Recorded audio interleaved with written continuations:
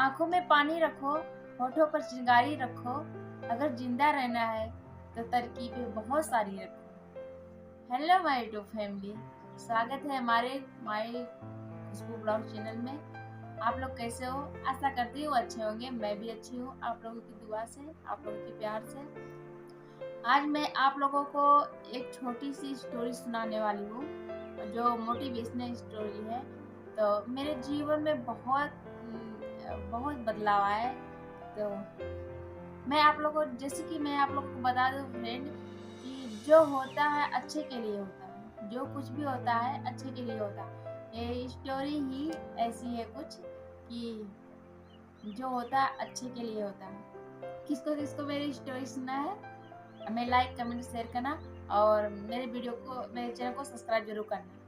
Friend, मैं बता दूं कि जीवन में जब कठिनाइयाँ आती है, परेशानियाँ आती है, तो हमें कुछ सोचता नहीं। हमें क्या करना है क्या नहीं करना, कुछ भी नहीं सोचता। ठीक उसी पे कुछ निर्भर एक कहानी है, कि जो परमेश्वर करता है अच्छे के लिए ही करता है। जी हाँ, आपने सही सुना। मैं भी आज जो कुछ मेरे जीवन में हो रहा है, जो कुछ हुआ, मैं उस परमेश्वर का धन्यवाद करती हूँ। क्योंकि जो कुछ हो रहा है, जो कुछ हुआ, वो अच्छे के लिए हुआ। और मेरी स्टोरी यही है, कि जो होता है अच्छे के लिए होता है। तो मेरी वीडियो को सब्सक्राइब नहीं किया तो फटाफट सब्सक्राइब कर दो। और मैं कहानी सुना जा रही हूँ। एक शहर में एक राजा रहता था। तो उसका एक बाग का पेड़, बहुत बड़ा बाग का पेड़ था। और उस बाग के पेड़ को, मतलब बगीचे को, रखवाली उसका एक माली करता था, और उसका पूरा परिवार।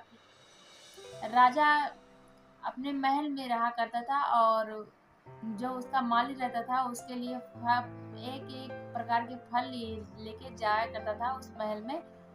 तो ऐसा होता है कि राजा, मतलब एक बार माली अपने बगीचे में काम किया करता था, काम कर रहा होता था। तब देखता है कि उसके बगीचे में बहुत सारे आम फले हुए हैं, पके हुए हैं। जैसे कि अमरूद हो गया, सेब हो गया, अंगूर हो गया, और ऐसे बहुत सारे केले हो गए, बहुत सारे फल लगे हुए थे। और सारे फल मतलब पक चुके थे। तो माली ने सोचा कि मैं आज राजा के लिए मैं क्या लेके जाऊं। तो उसके दिमाग में एक सवाल आया। उसने पता है क्या लिया?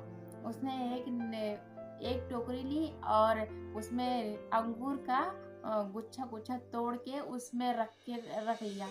और उसके दिमाग में पता नहीं क्या सोचा कि उसने अंगूर ही लिया।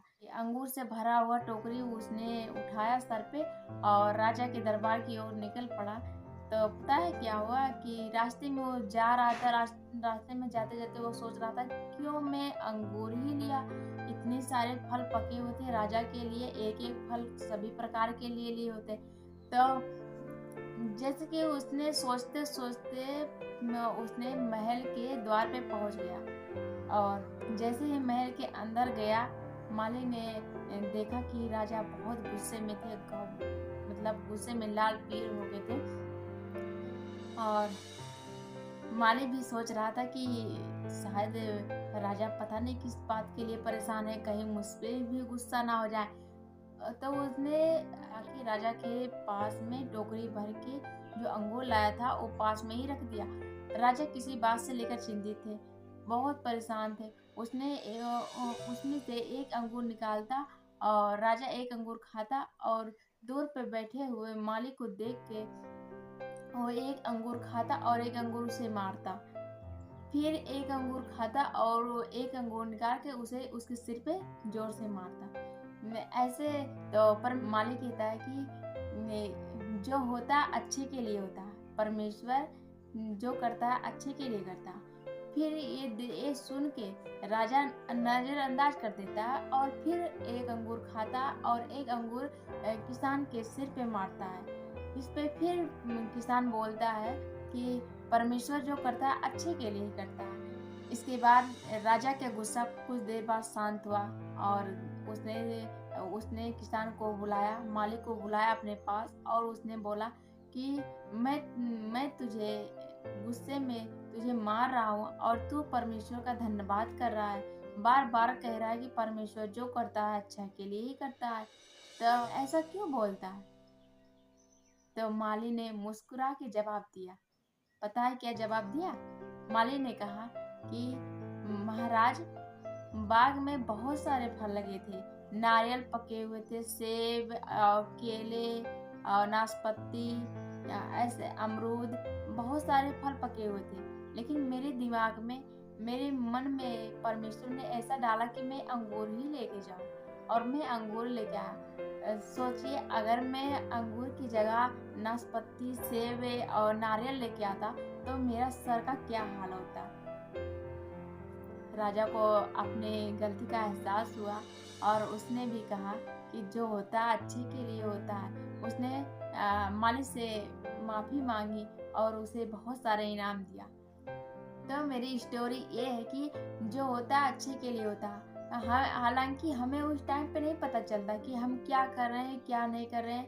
और जब परमेश्वर हमें दंड देता है, जब हमें उसका रिजल्ट देता है, तो मुझे ऐसा लगता है कि परमेश्वर मेरे साथ बहुत गलत कर रहा है। मुझे दुखी होना पड़ता है और हम लोग ये बेसहारे की तरह हो जाते हैं। हम लोग को कुछ पता ही नहीं चलता कि हम लोग क्या कर रहे हैं। लेकिन आगे चल के परमेश्वर जब उसका रिजल्ट देता है हम लोगों को, तो हमें अपने करने का फल मिलता है और हम लोग सोचते हैं कि हाँ, परमेश्वर ने अच्छा किया था। उस टाइम पे मुझे खराब लग रहा था, लेकिन इस टाइम पे मुझे अच्छा लग रहा है। मैं एक छोटी सी कहानी आप लोग को और छोटी सी सुनाती हूँ।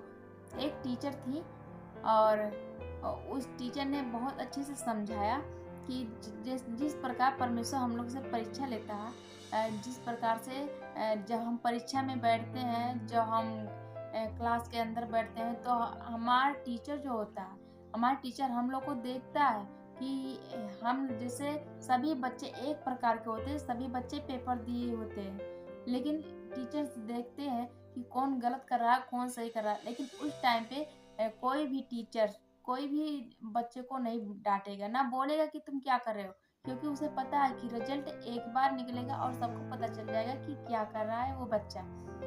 इसी प्रकार जब रिजल्ट निकलता है तो उसमें टीचर्स फेल पास करते हैं उन लोगों को, उनका एग्जाम जब खत्म हो जाता है।